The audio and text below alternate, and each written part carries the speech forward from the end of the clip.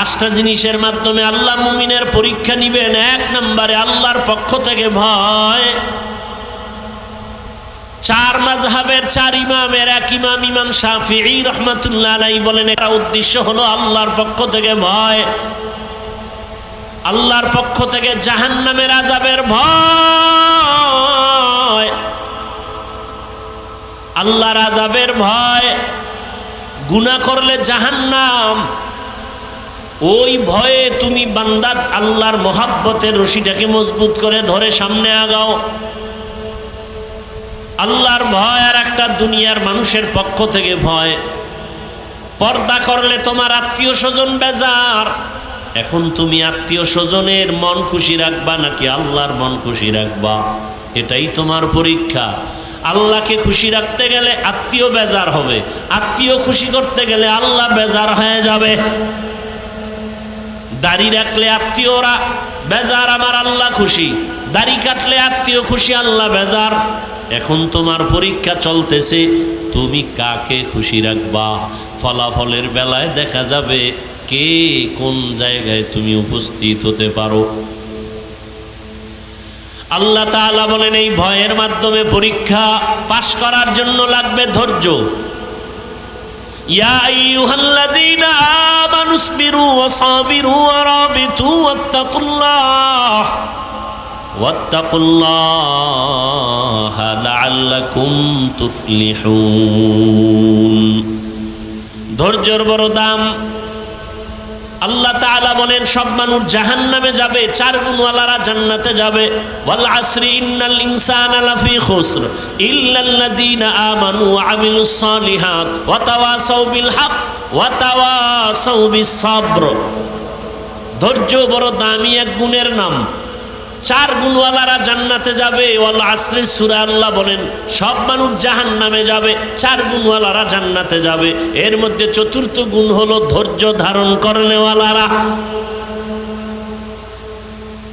ধৈর্য বড় দামি এক সম্পদ।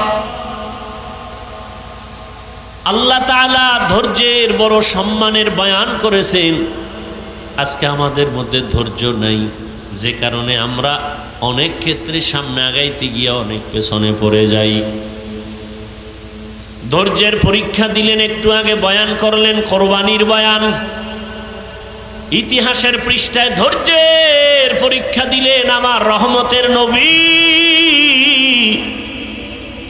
ধৈর্যের পরীক্ষা দিলেন আইয়ুব নবী। ধৈর্যের পরীক্ষা দিলেন ইসমাঈল নবী। ধৈর্যের পরীক্ষা দিলেন ইসমাঈল নবীর মা হাজেরা। ধৈর্যের পরীক্ষা দিলেন বেঈমান ফেরাউনের স্ত্রী আসিয়া। সারা রাত শুধু ধৈর্যের বয়ান চলতে থাকবে, শেষ হবে না। মায়ার নবী কেমন ধৈর্যের পরীক্ষা দিলেন। দুনিয়াতে আসার আগে বাবা হারাইলেন, দুনিয়াতে এসে একবার আব্বা বলে ডাক দিতেও পারলেন না।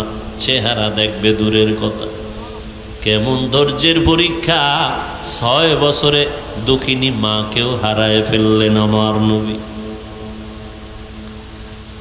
আবার এমন এক পরিবেশে আসছেন, চতুর্দিকে শুধু দুশ্মন। নবীর ডানে দুশ্মন, বামে দুশ্মন, চতুর্মুখী দুশ্মন নবীরে মারার জন্য রেডি। যেই নবী দোয়া করলে কবুল হয়ে যায়, উহুদ পাহাড় স্বর্ণ বানায় দিলে আল্লাহ চাইলেই দিতেন। নবী বলে, না না, আমি গরিবী হালাতে থাকতে চাই, গরিবী হালাতে মরতে চাই, আমি গরিবদের সাথে কিয়ামতের দিন উঠতে চাই। নবী বলেন, ও গরিবেরা, বড় লোকের বাড়ি গাড়ি দেখা, টাকা পয়সা দেখা আফসোস করিস না। কিয়ামতের দিন কঠিন সময়, বড় লোকের 500 বছর আগে গরিবেরা জান্নাতে চলে যাবে। রহমতের নবী বলেন, আমি কতটাই যে গরিব, আমার পেটের ক্ষুধা খানা নাই, পাথর বেঁধে আমি দ্বীনের প্রচারণা চালাইছি। কেমন ধৈর্যের পরীক্ষা দিছেন আমার নবী। একদিন দুদিন না, 3 বছর পর্যন্ত শিয়াবে আবু তালিবের মধ্যে আমার রসুলকে গৃহবন্দী করে রাখছে। ওই মক্কার বেঈমানেরা নবীরে পানিও দেয় না, খানাও দেয় না। রহমতের নবী আমার গাছের পাতা ছিঁড়ে ছিঁড়ে চাবায় চাবায় খায় আর পেটের ক্ষুধা নিবারণ করে। মিনাল খাউফি ওয়াল জু, এক পরীক্ষা আল্লাহর ভয়, দ্বিতীয় পরীক্ষা ক্ষুধা। ইমাম শাফিঈ রাহমাতুল্লাহ আলাইহি বলেন এখানে ক্ষুধা মানে হলো রোজা। রোজাদার সারাদিন না খাওয়ার কষ্ট কেমন, গরিবেরা না খাইয়া কষ্ট করে কেমন, এটা তুমি রোজা রাইখা উপলব্ধি করো। পরীক্ষায় যদি পাশ করতে চাও ধৈর্য ছাড়া সম্ভব হবে না। হাদিসে পাকের মধ্যে আসহাবে রকিম নামে একটা ঘটনা আছে, বলবো? অনেকে আপনারা জানেন, তারপর আমি অল্প টাইমে বলে ফেলবো। আসহাবে রকিম আল্লাহর দ্বীন হেফাজতের জন্য জালেমের ভয়ে এলাকার থেকে হিজরত করে তিনটা যুবক সন্তান কোথাও রওনা হয়েছে। রাস্তা দিয়ে যাচ্ছে পাহাড়িয়া জঙ্গল, এক এলাকায় যাইয়া হঠাৎ করে মুষলধারে বৃষ্টি শুরু হয়ে গেল। এত পরিমাণ বৃষ্টি, কোথায় যাবে, রাস্তায় দাঁড়ানোর উপায় নাই। পার্শ্বে পাহাড়, পাহাড়ের গুহায় তারা ভেতরে ঢুকে আশ্রয় নিল। ওই তিনটা যুবক পাহাড়ের গুহায় আশ্রয় নিয়া ভেতরে অপেক্ষা করে বৃষ্টি কমে যাবে, এরপরে বের হব। কিন্তু আল্লাহর পরীক্ষা, একটা বড় পাথর আইসা পাহাড়ের গুহার মুখের মধ্যে পড়ে আটকায় দিল। এত বড় বিশাল পাথর, ধাক্কা দিয়াও নাড়ানো যাবে না। কি করা যায়? এক তো বৃষ্টির মুসিবত, আর একটা হলো গুহার ভেতরে অন্ধকারের মুসিবত। আর একটা মুসিবত হলো সামনে পাথর আটকায় দিছে, এত বিশাল পাথর নাড়াচাড়া করা যায় না, আর এক মুসিবত। আল্লাহ বলেন আমি যারে বেশি মহব্বত করি তারে মুসিবত দিয়ে পরীক্ষা নিব, রসুলের হাদিস।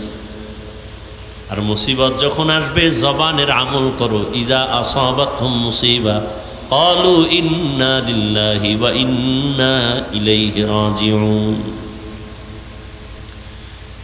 অন্ধকারে গুহার মধ্যে বসে পেরেশান হয়ে গেলেন, কি করি, কোথায় যাব? কাউকে টেলিফোন করার কোনো সুযোগ নাই, টেলিফোনও নাই, থাকলেও করতে পারবে না। এমন এক গুহার মধ্যে ঢুকছে, নেটওয়ার্ক থাকবে না, আবার আলো নাই, অন্ধকার। বাহিরের আলো যাও আসবে, কিন্তু পাথর এসে আটকায় দিল। আবার বাহিরে প্রচন্ড মুষলধারে বৃষ্টি চলে। এক পর্যায়ে তারা নিরুপায় হইয়া পরামর্শ শুরু করলো, কি করা যায়, কি করা যায়। একজনে বলে, আমার আপনার তো তিনজনে হিসাব করে দেখো জীবনে কোনো ভালো কাজ করছো কিনা বল। একজনে কে, হ্যাঁ আমার একটা ভালো কাজ জীবনে করছি, সবই আকাম করছি, তবে একটা ভালো কাজ আমার মনে হয় করেছি।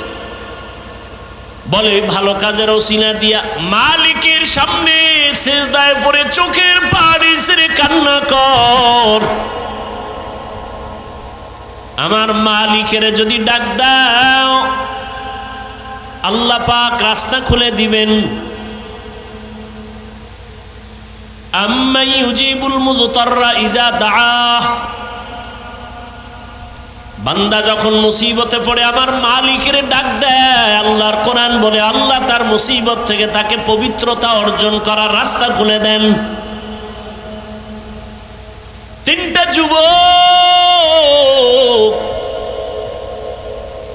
পরামর্শের মাধ্যমে সিদ্ধান্ত এক হয়ে গেল, হ্যাঁ যার যার জীবনের ভালো কাজ যদি থাকে ওই কাজের ওসিলা দিয়া মালিকের ডাকো আর কান্না করো। প্রথমজন বলে আমার এক ভালো কাজ আছে, দ্বিতীয় বলে আমারও জীবনের একটা ভালো কাজ আছে, আর একজন বলে আমারও ভালো কাজ আছে। এক যুবক চোখের পানি ছেড়ে কান্না করে আর ভালো কাজের ওসিলা দিস। কি তোমার ভালো কাজ? বলে আমার ভালো কাজ হলো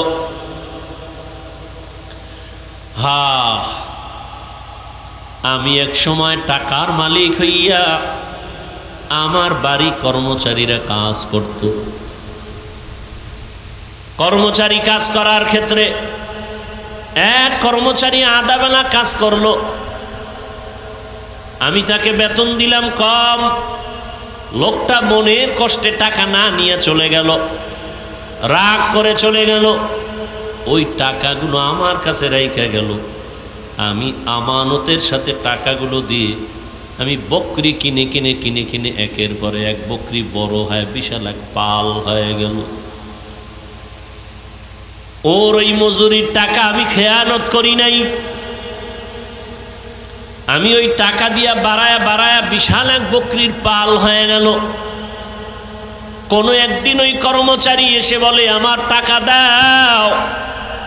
আমি চাইলে ওর ওই অতটুকু টাকাই দিতে পারতাম, কিন্তু না। মালিকের দরবারে কাঁদেন আর বলেন, হে মালিক, তোমার জাহান্নামের আযাবের ভয় অন্তরে জমা করিয়া ওই কর্মচারীর পুরা টাকা অর্জন করা যত বকরি সব আমি দিয়া দিলাম, আর বললাম এগুলো তোর টাকার নিয়ে যা।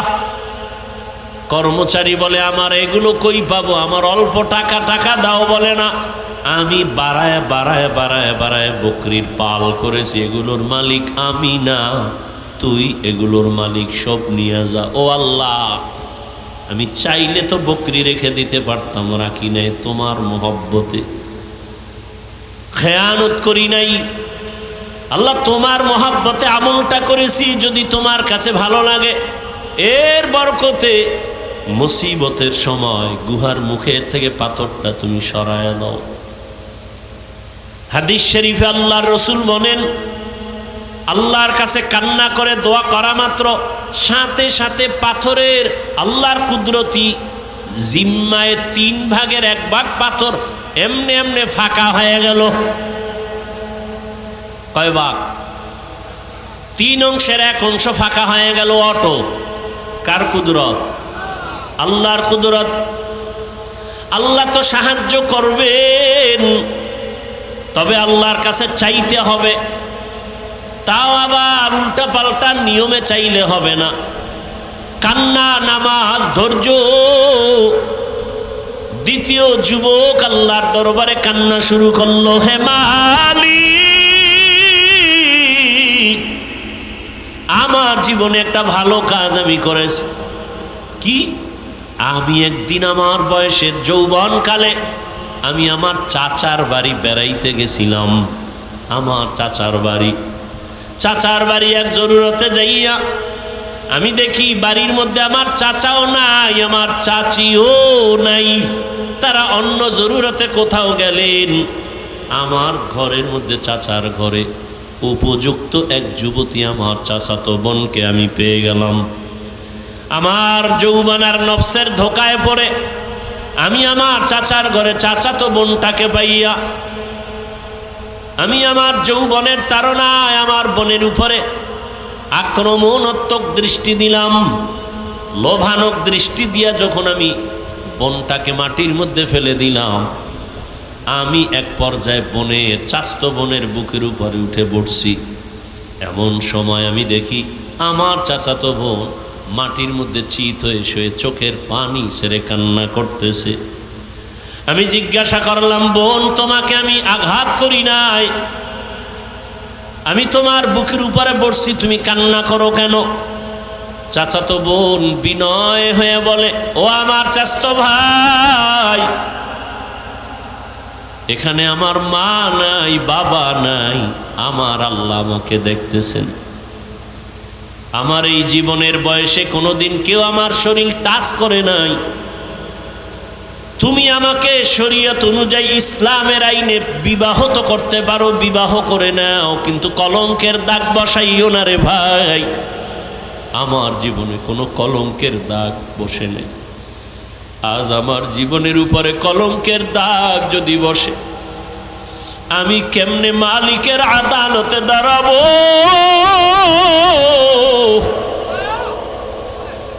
তুমি আমারে দয়া করে মাফ করে দাও। আমার আব্বাকে বলে প্রয়োজনে বিবাহের ব্যবস্থা করব, তারপরেও তুমি আমার কলঙ্কের দাগ দিও না রে ভাই। যুবক আল্লাহর কাছে কান্না করে বলেন, হে মালিক, ওই চাস্ত বোনের কান্না দেখাও আমার অন্তর নরম। আমি আমার বোনের কান্না দেখে দ্রুত আমি বোনের থেকে আলাদা হয়ে বললাম, বোন আমারে মাফ করে দাও, আমি তোমার উপরে আর অপরাধ করব না। ও আল্লাহ, তোমার জন্যই আমি আমলটা করেছি, চাইলে তো আমি জোর করে অন্যায় করতে পারতাম। তুমি এর বরকতে আমাকে পরিত্রাণ দাও, গুহার মুখ থেকে আমাদের বাঁচাও। কান্না করে দোয়া করা মাত্র পাথরের 3/2 অংশ ফাঁকা হয়ে গেল আল্লাহর কুদরতে। তৃতীয় যুবক আল্লাহর দরবারে কান্না করেন, হে মালিক, আমার জীবনের একটা ভালো কাজ মনে হয়, আমার মনে বলে ভালো কাজ করেছি। আমি এক বাবার গরিব সন্তান, আমি বাহিরে গিয়ে কাজ না করলে আমার চুলায় আগুন জ্বলে না, খানাও হয় না। আমার বাচ্চা আছে ছোট ছোট, আমার ঘরে আমার বৃদ্ধ বাবা বিছানায় পড়ে আছে, আমার বৃদ্ধা মাও ঘরে আছে। আমার জীবনের অভ্যাস ছিল, আমি কাজ করে তখন আমার প্রধান খাদ্য ছিল আমাদের গাভীর দুধ। আমি কাজ করে প্রতিদিন বাড়িতে আসার সময় গাভীর দুধ নিয়ে আসতাম। সারাদিন আমার বাচ্চারা ক্ষুধার্ত, খানা পায় না। আমি এসে প্রথমে মায়ের মুখে দুধ দিয়া, বাবার মুখে দিয়া, তারপরে বাচ্চাদের দিতাম। আমি আমার কলিজা দিয়া মাকে বাবাকে মোহাব্বত করেছি।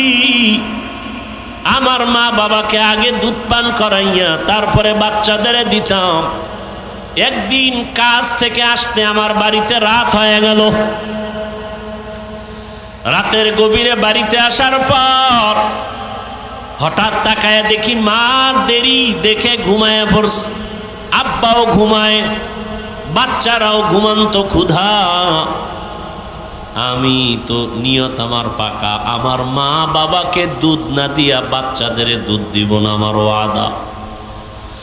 আমি দুধের পেয়ালা নিয়ে ভাবতেছি কি করব, বাচ্চারাও ক্ষুধার্ত, কান্নার আওয়াজ। ওদিকে আমার মা ক্ষুধার্ত কিন্তু ঘুমে। এখন ঘুম থেকে ডাক দিলেও মা কষ্ট পাবে, কাঁচা ঘুম।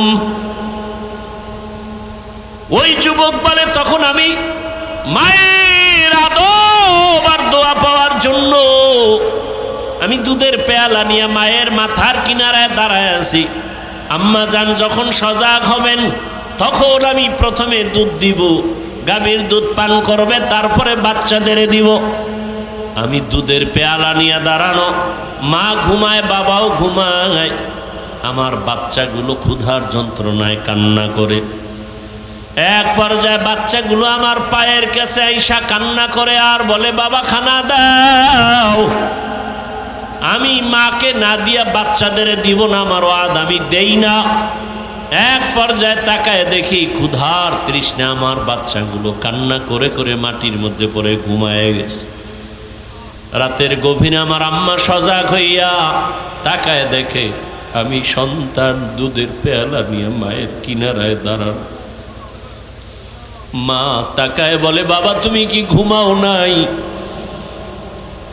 আমি বললাম, মা তোমাকে আমি না খাওয়ায় কেমনে ঘুমাবো, আমার চোখে ঘুম আসবে না, কারণ তুমি আমাকে গর্বে নিয়ে কত রাত ঘুমাইতে পারো নাই রে মা, কত কষ্ট করেছ। আমার মতো সন্তানটা তুমি গর্বে রেখে খাইতে পারো নাই, ঘুমাইতেও পারো নাই রে মা। আমার চামড়া খুলিয়া জুতা বানাইলেও তোমার ঋণ আদায় হবে না। ও মা, তোমাকে না খাওয়াই আমি কেমনে ঘুমাবো? আমার চিন্তায় তুমি কত রাত ঘুমাইতে পারো নাই রে মা। আমার অসুস্থতার কারণে তোমার ঘুম চোখে আসে নাই রে মা। তোমারে আমি ক্ষুধার্ত রাইখা কেমনে ঘুমাই? তোমার জন্য দুধের পেয়ালা নিয়ে দাঁড়ানো। হঠাৎ আম্মাজান তাকায়া দেখে আমার পায়ের কিনারে আমার বাচ্চাগুলো কান্না করে করে ঘুমিয়ে পড়েছে। মা আরো আশ্চর্য হইয়া আমাকে ধমক দিয়ে কয়, বাবা, আরে আমার নাতিদের কেন তুই কষ্ট দিয়েছ? ওদেরকে কেন খানা দেও নাই? আমি মাকে বলছিলাম, মা, তোমার মুখে না দিয়ে আমি কারো মুখে দুধ দিব না, বাচ্চাদেরও দেই নাই। আমার আম্মা জান দুধ পান করার আগে একটা চিৎকার দিয়া দোয়া করেছে, হে মালিক, আমার কলিজার সন্তান আমার জন্য এতটা ত্যাগ স্বীকার করলো, কোরবানি করলো। ও আল্লাহ, তুমি ওরে দো জাহানে কামিয়ে বিধান করিও। আমার আম্মা দোয়া করেছেন, ও আল্লাহ, তোমার মোহাব্বতে কাজটা করেছি রে আল্লাহ। আমার হাবিব মায়ের জন্য দোয়া করেছেন, ও আল্লাহ, আমলটা যদি পছন্দ হয়, এর বরকতে পাথরের গুহা থেকে আমাদের এই গুহার মুখ থেকে পাথর সরায় হেফাজতের ব্যবস্থা করো। রহমতের নবী হাদিসে পাকে বলেন, তৃতীয় ব্যক্তি যখন কান্না করে দোয়া করা শুরু করছে, সাথে সাথে পুরা পাথরটাই গুহার মুখ থেকে আল্লাহর কুদরতে ফাঁকা হয়ে গেছে। হরকে দারত খৌফে হকদার দিল মদম জন্নতুল মাওয়া দেহদ ও রামাকা। জীবনের ত্যাগ আর কোরবানি ছাড়া কেউ সফল হতে পারে নাই, কামিয়াব হতে পারে নাই। ও আমার যুবক, পর্দার আড়ালের মা বোনেরা, ও বৃদ্ধ বাবাজি, এই কোরবানির ইতিহাস, ত্যাগের ইতিহাস, কেমন বাবা সন্তানের জবাই করার জন্য রেডি, আর কেমন সন্তান বাবাকে বলে আমিও জবাই হওয়ার জন্য রেডি, তাড়াতাড়ি আমাকে জবাই করো, দেরি হলে আল্লাহ বুঝি আবার হুকুমটা নিয়ে যাবেন। কেমন ধৈর্য! ইব্রাহিম কাঁদে, ইসমাইলের চোখে পানি, হাজেরাও কান্না করে। ওদিকে মা হাজেরার কেমন ধৈর্য! শয়তান গিয়া কয়, হাজেরা, ইসমাইলের কই পাঠাইছো 13 বছরের পর? বলে, বাবা দাওয়াতে যায়, বাদশার দাওয়াতে। কয়, না না, জবাই করতে নেই। বলে, না, বাবা হইয়া কখনো সন্তান কি জবাই করতে পারে? শয়তান বলে, আসল কথা আল্লাহর হুকুম। হাজেরা বলেও, শয়তান দূর হ, আমার আল্লাহ যদি হুকুম করে একজন ইসমাইল না, আরো ইসমাইল যদি থাকে সব আমি আল্লাহর পথে দিয়ে দিব। কেমন ধৈর্য ধারণকারিনী আম্মা জান ইসমাইল নবীর মা হাজেরা। এরে আম্মা জানেরা, আপনাদের অবদান যদি না থাকে একটা সংসার সুন্দর করা সম্ভব হয় না। একটা সমাজ আপনাদের কারণেই সুন্দর হয়। আপনাদের ধৈর্য আদর্শের কারণে একটা সন্তান ভালোবাসে, সন্তানের ভালো আদর্শের কারণে সমাজ ভালো হয়ে যায়। অতএব কোরবানির ঘটনার থেকে ত্যাগের শিক্ষা, আল্লাহর মোহাব্বত, আদিকে আবার আল্লাহর জাহান্নামের আযাবের ভয়, ক্ষুধার তৃষ্ণা, আল্লাহ তাআলা পরীক্ষা নিবেন, ধৈর্যের মাধ্যমে পরীক্ষায় পাশ করতে হবে। ও আল্লাহর বান্দারা, কত গালি কত কিছুই শুনলাম, এরপরও আল্লাহর মোহব্বতে টুপি ফালাই না, দাড়ি ফালাই না। চাইলে আজকে তোমার মতো প্যান্ট শার্টটাই লাগায় দাড়ি কেটে রাস্তায় ঘুরলে কে আমাদের বাধা দিত?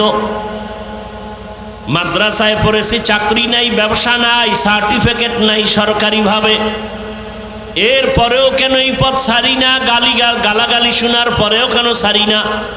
একমাত্র কারণ আল্লাহর কোরআন সত্য, নবীর কথা সত্য। গুনাহ নিয়ে যারা কবরে যাবে তাদের আযাব হবে জাহান্নাম, তাও সত্য। নেক আমলওয়ালাদের জন্য জান্নাত, তাও সত্য। এই চিন্তা ভাবনা করে আল্লাহর মোহাব্বতে নামাজ রোজা ধরে ফেললাম। রিজিকের মালিক আমার আল্লাহ, ইজ্জতের মালিক আল্লাহ, সম্মানের মালিক আল্লাহ, হায়াতের মালিক আল্লাহ। ও যুবক, এখনো সময় আছে ইসমাইল নবীর আদর্শের মতো ধৈর্য ধারণ করে আল্লাহর মোহাব্বতের রশি গলায় লাগাও। মা বাবার দোয়া নিয়া, শিক্ষকের দোয়া নিয়া, ওলামায়ে কেরামের পরামর্শ নিয়ে নবীর আদর্শ মেনে চলবা। জীবনে কত শখ মিটাইয়া গুনাহ করলা। মনে চাইছে নামাজ পড়বা না, পড়ো নাই। মনে চাইছে দাড়ি কাটবা, কেটে ফেলেছো। মনে চাইছে পার্কে পার্কে ঘুরবা, ঘুরেছো, এখনো কি তোমার শখ মিটে নাই? মনে চাইছে সারা রাত মোবাইলে গুনাহ করবা, করেছো, এখনো কি তওবা করবা না? কয়দিন আর দুনিয়ায় বাঁচবা? তোমার আমার চোখের সামনে কত যুবকের লাশ, গাড়ির নিচে, পানির নিচে যুবকের লাশ। কয়দিন আর দুনিয়ায় বাঁচবা রে বাবা? এখনো সময় আছে, তওবা করে নাও।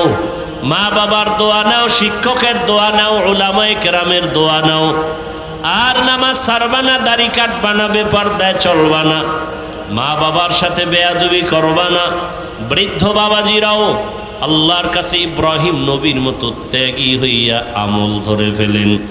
আপনার মতো কত বুড়ারা মসজিদে গিয়া নামাজ পড়ে, আপনি কেন পারবেন না? আম্মা জানের আপনার মতো কত মা এখনো আছে পর্দা করে, স্বামীর মাল হেফাজত করে, নামাজ পড়ে, বেপর্দায় চলে না, মোবাইলে সময় নষ্ট করে না। আপনারা কেন পারবেন না? আল্লাহর কাছে তওবা করেন, আল্লাহকে মনে মনে বলেন, হে আল্লাহ, আর নামাজ ছাড়বো না, দাড়ি কাটবো না, বেপর্দায় চলবো না। ও যুবক বাবার, আল্লাহর কাছে যদি তওবার নিয়ত থাকে, অন্তরে কোনো মুনাফিকি না থাকে, খাঁটি তওবার নিয়ত যদি থাকে, দুটো হাত আল্লাহকে দেখাইয়া দাও। আয় আল্লাহ, হাতগুলো কবুল করে নেন, তওবা কবুল করে নেন।